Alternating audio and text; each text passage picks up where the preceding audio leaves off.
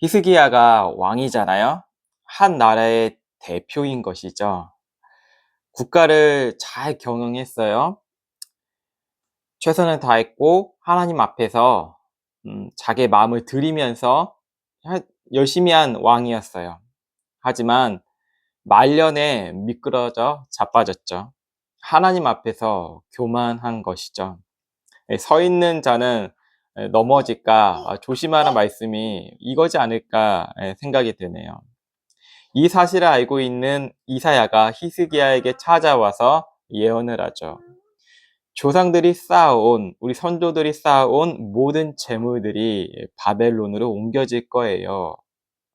백성들은 바벨론의 포로로 끌려갈 것이고요.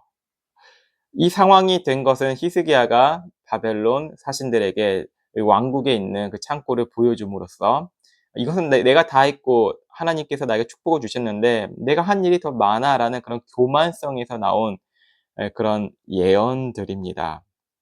너무나 교만했기 때문에 이러한 눈이 가려진 것이죠. 교만하면 눈에 뵈는 게 없지 않습니까? 하나님이 뭐가 보입니까? 내가 한 업적이 더 중요하잖아요. 우리가 하나님의 영광을 돌린다고 하지만 내 업적을 통하여서 하나님의 영광이 그냥 형식적으로 드러나길 원하죠. 이런 모습들이 있었다는 것이죠. 그래서 이사야의 예언을 들은 이 히스기야가 말하죠. 참 어떻게 이렇게 이야기할 수 있을까요? 이렇게 이야기합니다. 하나님 말씀이 참 좋네요 하고 히스기야는 또 말합니다. 나만 살아있을 때 평화로우면 되지 뭐 라고 말을 해요. 이 말은 직접 말한 게 아니라 생각을 했다는 것이에요. 하나님 말씀 참 좋네요. 좋네요. 그리고 포로로 팔려가고 좋네요. 근데 나만 살아있을 때 평화로우면 돼 라는 생각을 하죠. 여러분, 왕은 한 나라의 그 대표하는 사람이죠.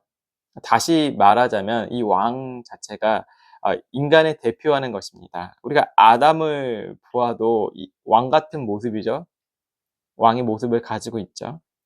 히스기야가 인간 대표의 한계성을 여기서 보여주고 있어요. 간단히 생각해 봐도 그래요. 우리가 계모임을 하잖아요. 대표를 뽑잖아요. 만족스럽지 못해요. 왜냐하면 인간 마음에는 나만 좋으면 돼라는 것이에요.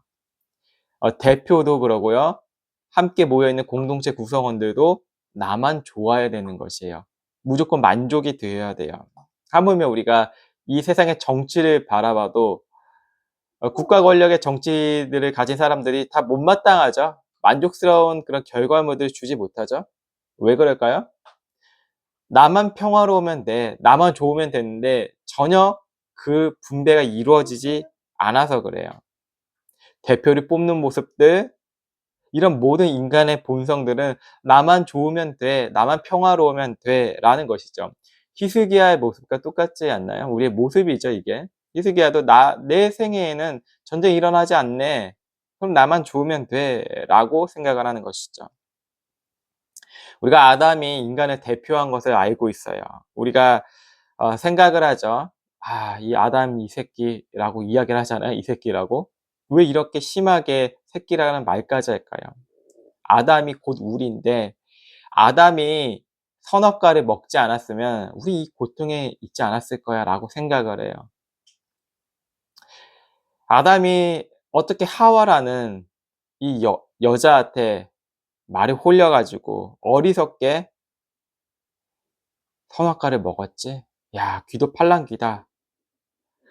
우리였으면 자신만만했겠죠. 야, 우리는 전혀 하나님 말씀에 개의치 않고 하나님 말씀만 바라볼 거야. 너의 말은 난 별로 상관하지 않아. 이거 한번 먹어보라고? 우린 절대 안 먹어. 라고 생각을 했을 거예요. 상상을 하죠. 그 생각조차도 우리의 이기성에서 나온 것이에요. 이기성. 우리가 아담과 하와보다 낫다는 것에 기초를 두고 있다는 것이죠. 이것은 무엇이나 마찬가지예요. 우리가 축구 경기를 보아도 응원을 하잖아요. 내가 저기 있었으면 더 잘할 것 같은 그런 말들을 해요. 아, 저렇게 하면 안 되지. 야, 그런 생각 하잖아요. 우리가 경기를 보면 야, 저렇게 움직이면 안 되지라고 하지만 실제 자기가 경기를 뛰면 잘 못하잖아요. 예, 마찬가지예요.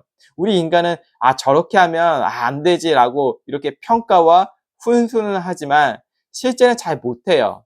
우리가 아담보다 낫다고요? 우리 하와보다 낫다고요? 전혀 그럴 수 없습니다. 우리가 다른 사람보다 낫다는 많은 생각을 해요. 아, 어떻게 저렇게 설교를 하지? 어떻게 저렇게 신앙생활을 하지? 어떻게 저렇게 경제 생활을 하지? 어떻게 노숙인들을 향해서 우리가 비난을 하잖아요. 비난하는 사람들 많잖아요. 비난하고 정죄를 하죠. 야, 게을러서 그래. 이렇게 말들을 해요.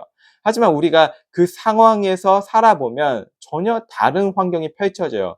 우리가 누구보다 낫다는 그런 교만성, 아담보다 하와보다 낫다는 그 교만성이 우리를 실패하게 만들고 우리의 죄를 스스로 가리려고 한다는 것이죠. 이게 바로 교만, 인간의 눈을 가리는 우리의 모습이 있다는 것입니다.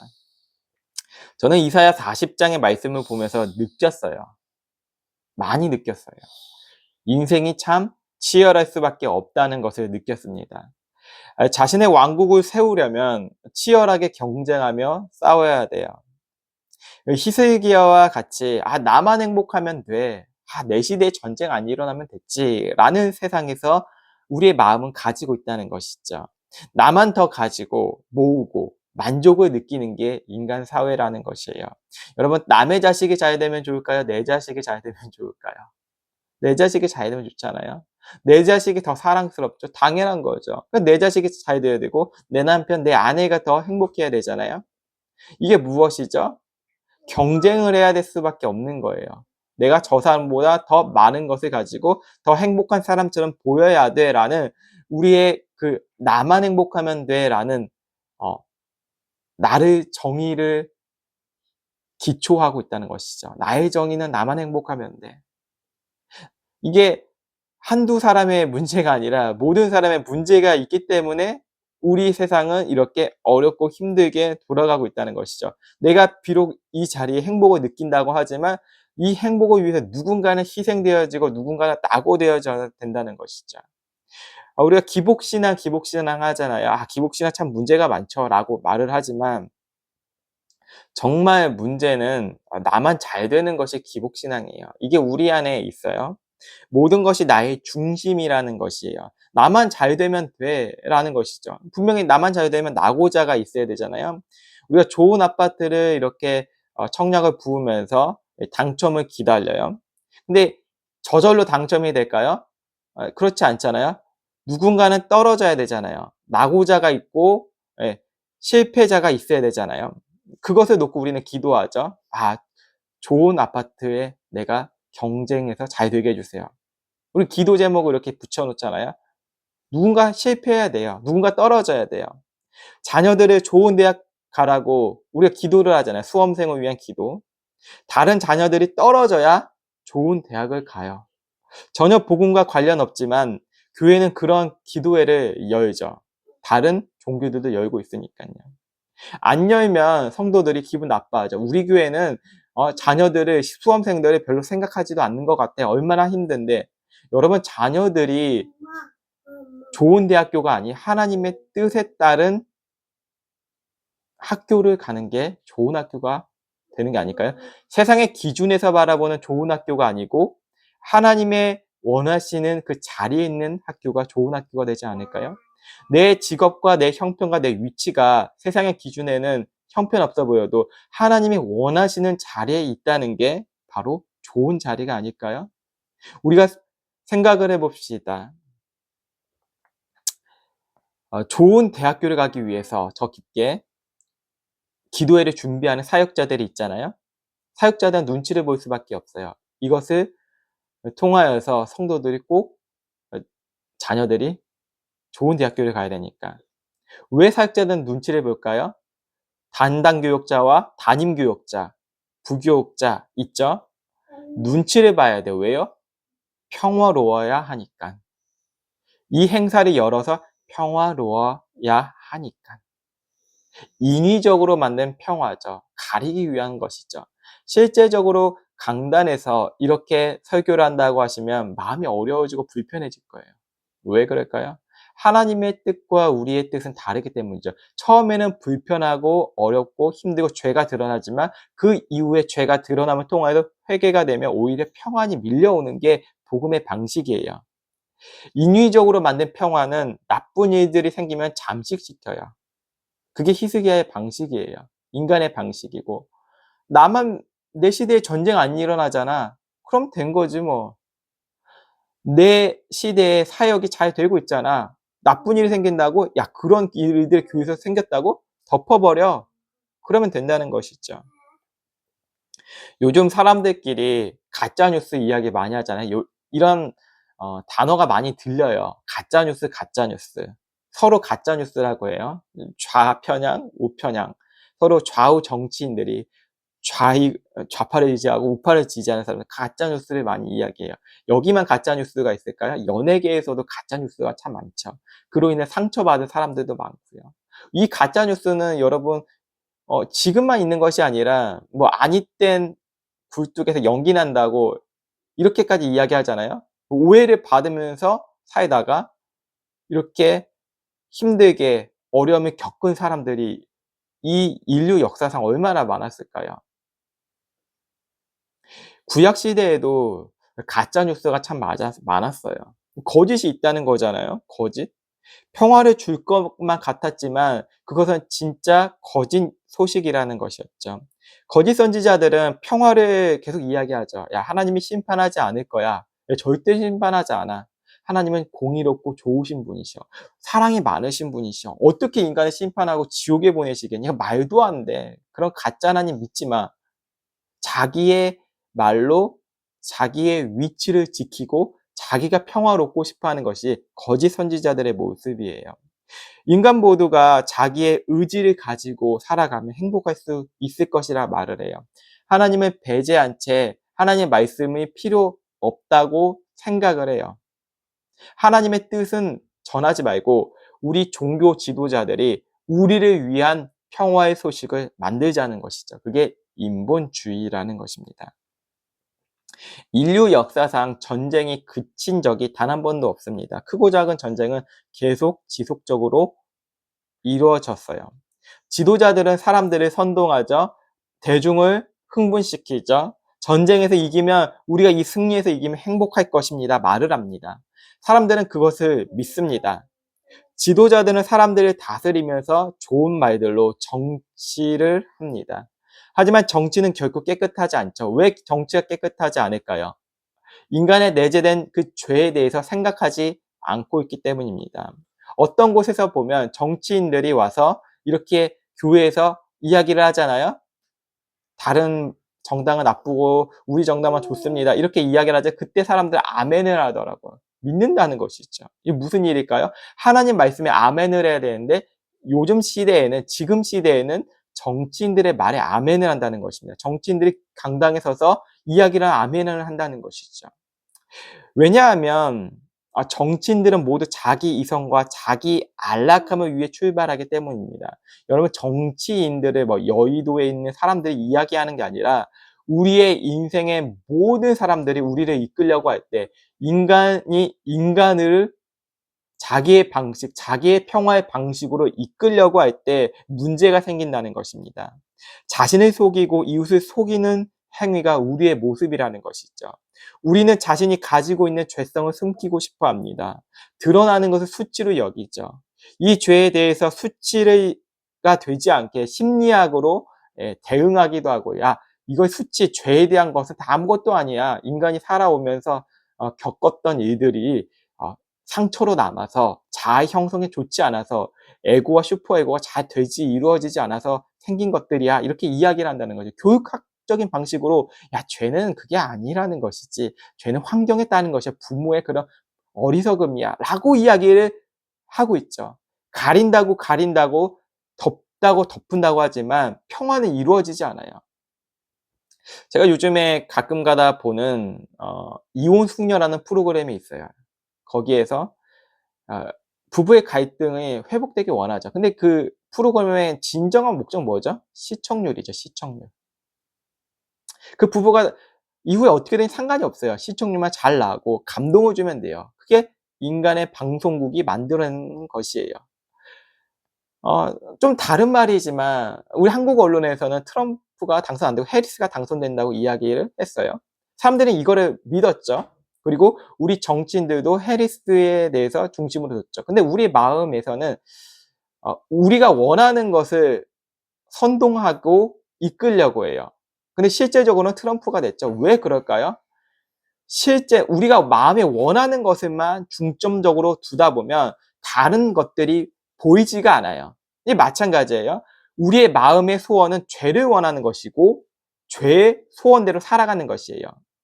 하지만 진짜 객관적이고 변치 않는 진리의 사실은 하나님 말씀인데 우리의 시선을 돌려야지 우리의 삶의 길이 정확하고 제대로 걸어갈 수가 있어요.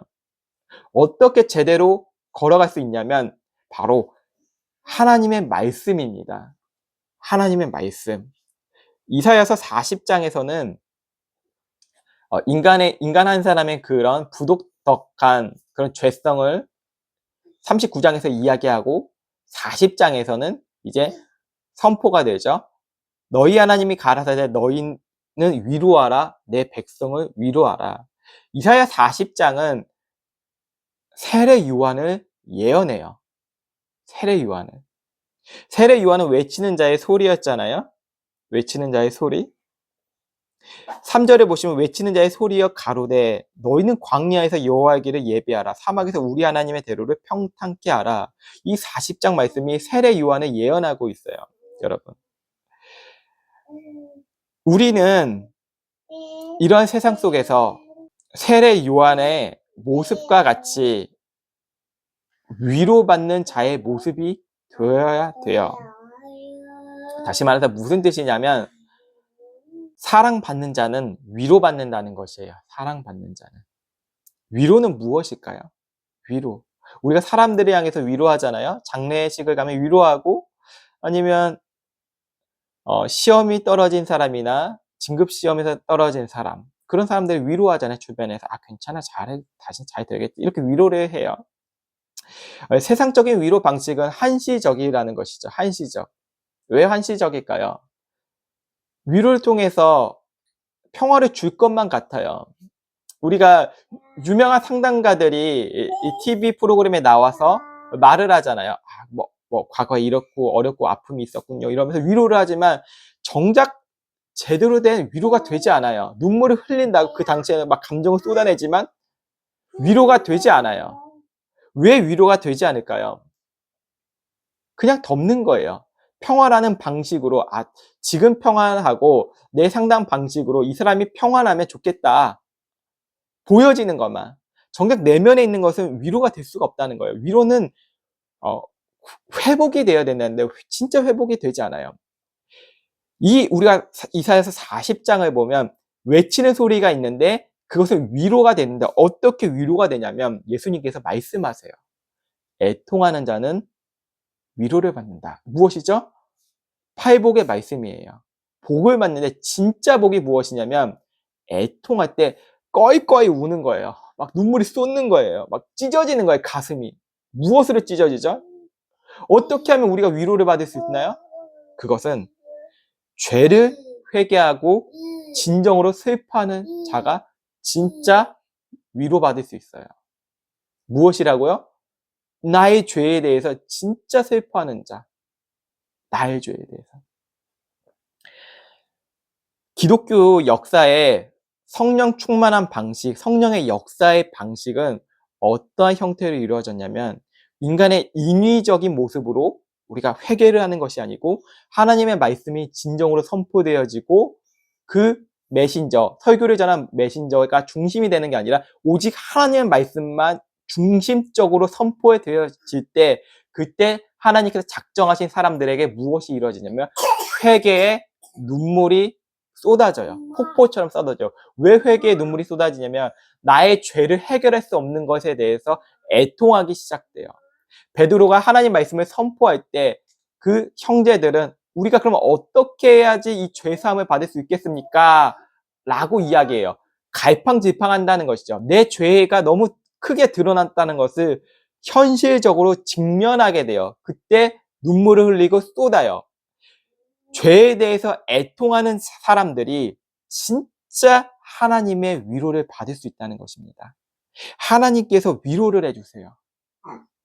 세례 요한이 그냥 정장을 입고 우리가 아주 멋지고 아름다운 드레스를 입고 나와서 회개하라, 선포하라 이렇게 이야기한 것이 아니었어요.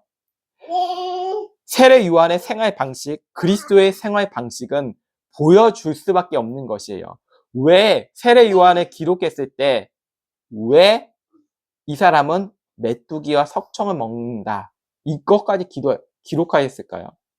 왜 기록하였을까요? 이런 좀 추한 모습이잖아요. 서민적인 모습이고 되게 가난한 모습이잖아요. 왜 세례 요한은 이런 모습까지 기록하였을까요? 회개한 자만, 위로를 받은 자만이 인생의 삶에서 자유롭게 돼요. 굳이 멋진 옷을 입고 설교 강당에 설 필요가 없다는 것입니다. 물론 어떤 절차는 필요하지만 그렇다고 좋은 옷, 명품을 입고 나와서 강당에 설 필요 없어요. 우리가 이 강당이라는 것은 인생의 무대를 이야기해요. 여러분 설교 강당만 생각하시죠? 크리스찬들은 인생의 강단에 서 있는 사람들이에요. 인생의 강단. 그 사람들은 어떻게 살아가야 되냐면 그리스도인의 생활 방식을 보여주는데 에베소서의 말씀같이 화려한 금속 장식이나 은장식이나 장신구를 끼지 않고 겸허하고 소소하고 되게 조용한 방식으로 자기를 살펴요. 좋은 옷을 입기보다는 그리스도의 옷을 입었기 때문에 사람들에게 더 인상을 주고 매력을 주는 사람들이 돼요. 여러분 세상의 옷들 패션 잡지를 보면 현실에 대해서 좋은 옷을 입어야지, 현재에 대해서 좋은 옷을 입어야 되지 말을 합니다. 말을 하지만 그것은 유행이 싹 지나가요. 그래서 우리에게 필요한 것이 진정으로 있는데 바로 그리스도의 옷을 입는 게 크리스찬의 패션 방식이라는 것입니다. 큰 옷을 입고 대단하고 화려한 옷을 입을 필요 없다는 것이에요. 소소하게 입어도 작게 입어도 내 안에서 섬유유연제가 뿌려지는데 그리스도의 향기가 흘러가고 그리스도의 향기가 넘쳐나면 된다는 것이죠. 그게 생활의 방식입니다. 그렇다고 일부러 거짓 코스프레를 할 필요 없다는 것이에요. 크리스찬이 가난한 코스프레를 할 필요가 없습니다. 우리는 이거 자연스러운 생활 방식이에요. 성령 충만은 인위적인 게 아니고 성령께서 우리에게 주신 은혜로 인하여서 자연스럽게 흘러나오는 것이에요. 크리스찬은 모조품이 아니고 유사품이 아닙니다. 여러분, 크리스찬은 자연스러워요. 어떻게 자연스러울까요? 내가 하나님의 은혜 속에서 애통하고 회개함을 통하여서 내 백성을 위로하라는 그 말씀으로 인하여서 우리의 삶에 막힌 담이 허물어진다는 것입니다.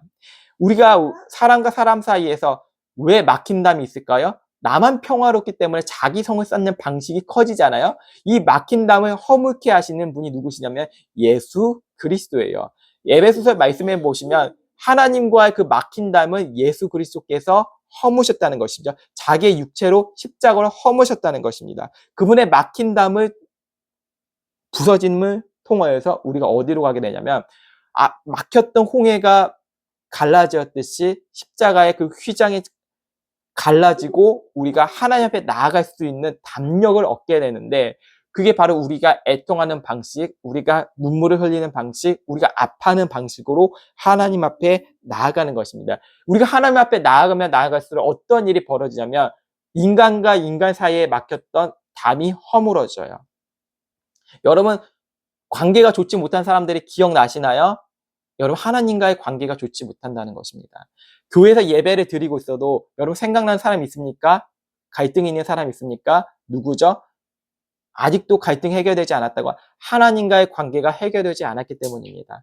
여러분 하나님과의 그 관계성이 회복될 때 우리는 눈물을 흘리고 나와 갈등 있는 사람들과 화해하게 됩니다. 그게 하나님의 방식이고 우리가 살아가는 진정한 길이라는 것입니다. 오늘 우리가 이사야서 40장을 보면서 푸르마르고 꽃은 시드나 주의 영광은 영원하다는 것, 우리의 관계성에 있어서 자존심으로 나 사과 안 하고 회개 안 하고 저 사람과 그냥 싸울 거야. 화만 낼 거야. 내 방식이 맞아. 그게 아닙니다. 우리의 자존심은 회개가 되어지고 시들어지고 사라지나 주의 말씀이 영원하다는 것. 우리가 주의 말씀의 뜻대로 살아갈 때 주의 능력이 사람들에게 흘러간다는 것을 예수 그리스도의 말씀 속에서 살아가는 우리 되시길 축복합니다. 기도하겠습니다. 하나님 감사합니다. 하나님 우리에게 목자가 되주시고 양의 무리를 이끌어 주시는 우리 하나님을 기억합니다. 자기의 어린 양이신 예수 그리스도를 십자가에 못 박혀 그 마음을까지도 십자가에 못 박혀 주게 하시고 우리가 그 말씀 속에서 다시 위로와 회복을 얻게 됩니다. 우리가 십자가를 바라볼 때 하나님 마음이 십자가에 박혔고 그 눈물이 흘리고 그 피가 쏟아질 때 우리의 마음에 문을 열어 주시고 우리가 그분의 문을 들어가면 통하여서 우리도 눈물을 흘리고 죄사함을 얻고 우리의 인생의 자유가 무엇인지 진정한 평화와 샬롬이 무엇인지 오늘 말씀 속에서 깨달았습니다. 주님, 우리가 미워하는 사람이 있고 싫어하는 사람 그리고 나를 위해서 나만 평화만 얻으면 돼라는 그러한 이기성이 예수 그리스도의 그 십자가 앞에서 헐어지게 해주시고 허물어지게 하여 주시옵소서. 우리의 마음을 주님께 올려드립니다. 주님, 우리의 연약한 마음을 보셨죠? 주님, 우리의 마음을 성령 충만할 수 있도록 우리를 이끌어 주시옵소서. 주님 감사합니다. 살아계신 예수 그리스도의 이름으로 기도드립니다. 아멘.